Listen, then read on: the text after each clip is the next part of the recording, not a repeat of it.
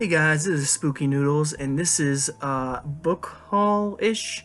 I'm gonna say it's still a book mail. I don't think it's large enough to be a book haul technically. I mean, it might be a book haul. I don't know. It's one, two, three, four, five, six, 7 books here. So I'm just gonna call it a book mail.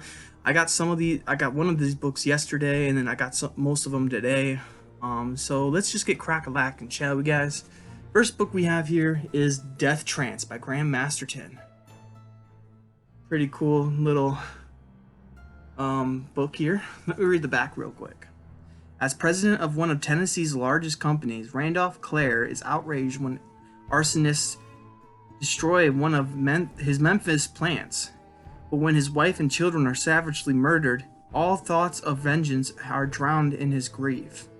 Desperate to see his loved ones again, if only to bid them farewell, he enlists the aid of an Indonesian physician who claims that he can help Randolph enter the world of the dead, but the doctors warns ravening demons wait for those who dare the voyage. Not only Randolph's life will be at stake, but the souls of his family, and the demons will come death trance. And the demons will come death trance. And this is a chunker, I guess. I mean, not really a chunker. I mean, to me, it's a chunker. But it is 408 pages long. Pretty big for a Graham Masterton book. And I got a horrible glare on this one. But, yep. And you're going to see a common theme here. I got a lot of Masterton books. Basically, the reason why I got a lot of Masterton books is that I just recently read Jinn by Graham Masterton. And I adored it. It was such a good book, and I decided to just buy some Graham Masterton books. So, I've read 2 Graham Masterton books, and so far I've loved both of them, so I thought I'd go and buy some more. This next one is called Prey by Graham Masterton. Let me read the back for you guys. This is a little bit longer, so buckle in. There's something in the attic of 40-foot house. Something that rustles, something that scampers and scratches, something with fur, but it isn't a rat. It's something far, far more terrifying than a rat.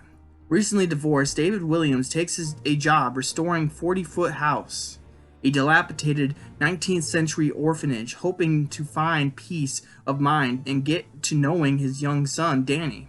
But then he hears scratching noises in the attic, and he sees long dead people walking across the lawn. Does 40-foot house exist in today, yesterday, or tomorrow, or all three at once? Only one thing is certain. It is a house with a dark, unthinkable secret that threatens to send David's world hurtling into a living nightmare. A nightmare that only David himself can prevent, if he can escape the thing in the attic. It's kind of confusing when you have 2 names with D and A. But Danny and David, I mixed them up while reading that. This is another kind of a big chunker. It's 352. And this one is actually based on a Lovecraft story. I forget which Lovecraft story. Can't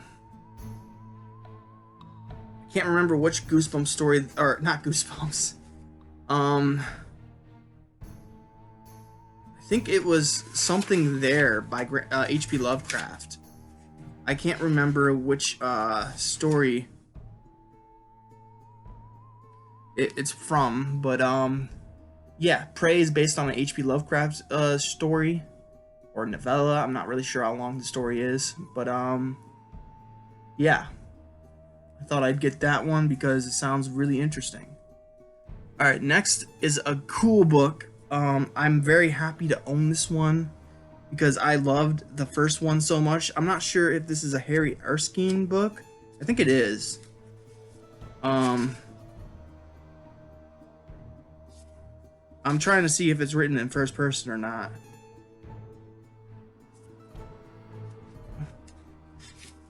I'm just seeing through the first chapter because the first chapter obviously is not first person. Oh, it's in first person.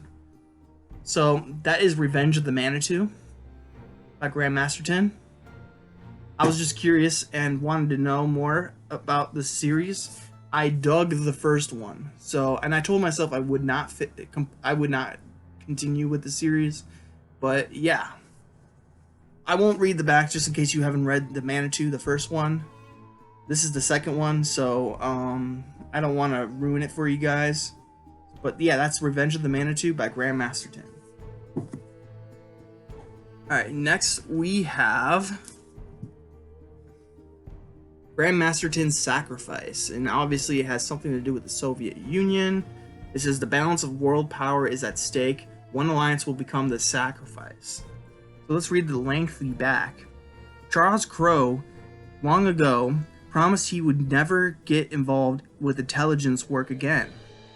But now he feels a familiar tightening in his heart, an exhilarating, alarming feeling that he was once more a player in a vast, invisible game without rules. The game of deception and bluff and sudden, extraordinary danger. The game without the world can never be safe or at peace. Peace. Each world power has its own version.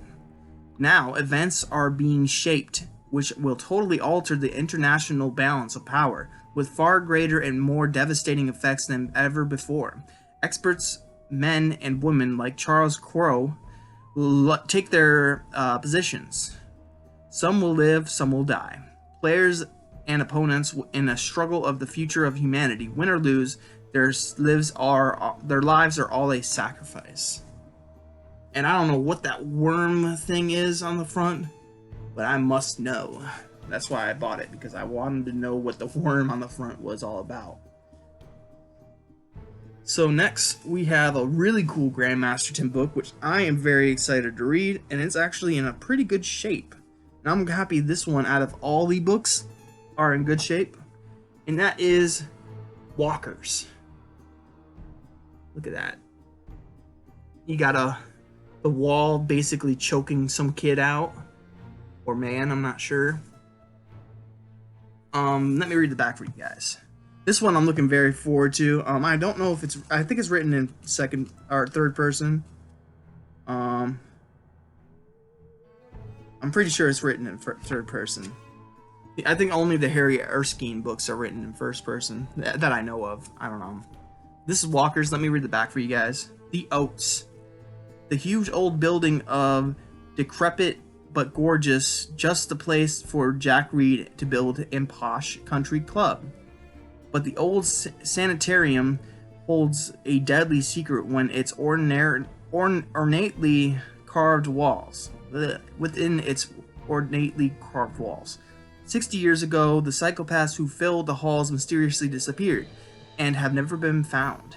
Now the empty rooms echo in the soundless screaming of madmen trapped inside the brick walls, or the brick and plaster walking endlessly through the maze that is the Oaks. Here ring the terrified shrieks of the little boy, Jack's son, dragged into a hellish prison of the walls, held hostage by Quintus Miller, leader of the insane. Quintus took the killers into the walls. Now he insists Jack Reed will set them free, or his son will die. And I hear this book is batshit crazy and good at the same time. I heard that someone wrote a review saying Death Trance is good, but it's not Walkers. So I had to get Walkers. And I'm glad it came in really good condition. It's another Tor book. I think most of these are Tor. I got one Pinnacle, one Leisure, but 2 Tors there, and then this one's a Tor, so that's 3 Tors. And now we have 2 books that are not Graham Masterton. Well, one kinda is Graham Masterton, and I'll get to that in a second here. I got this book because, well, I had to get this book. And you'll see why in a second. If you know anything about me, you'll know that I am in a Lovecraft phase right now. I'm listening and reading everything Lovecraft, or Lovecraftian. So I really wanted to find an anthology that had a bunch of stories from authors I like, and have that Lovecraftian feel to them. So I went ahead and got Lovecraft's Legacy, and I believe it's been with an introduction by Robert Bloch. It's been edited by Robert Winberg and Martin Greenberg. So, I can't read the back because there's a sticker in the way. But this has stories from a bunch of good authors. You got an introduction by, it's an open letter to H.P. Lovecraft by Robert Bloch. Then you have A Secret of the Heart by Moore Castle. The Other Man by Ray Garton. Ray Garton, guys. Then here's the big one that I really wanted to read this for. Will by Graham Masterton.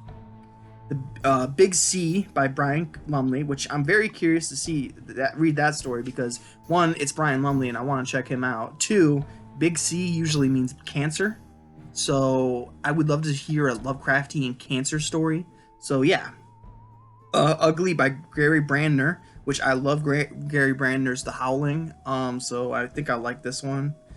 The Blade and the Claw by Hugh B. Cave. Soul Keeper by Joseph A. Citro. From the Papers of Helmut Hecker by Chet Williams. Then you have Meriphilia by Brian McNaughton. Lord of the Land by Gene Wolfe. HPL, which is H.P. Lovecraft. Gahan Wilson, my bad. Then The Order of Things Unknown by Ed Gorman. And then last but definitely not least, The Barons by F. Paul Wilson. So that is the Lovecraft's legacy. It's an honor of H.P. Lovecraft, the man. Well, his work at least. I hope it's not an honor of the man himself, because the man himself kind of stunk. But definitely want to read more Lovecraftian stuff, and this is something that will help me get into that mood. I'm thinking about reading this after, well, the next book on this list, or not list, but book mail.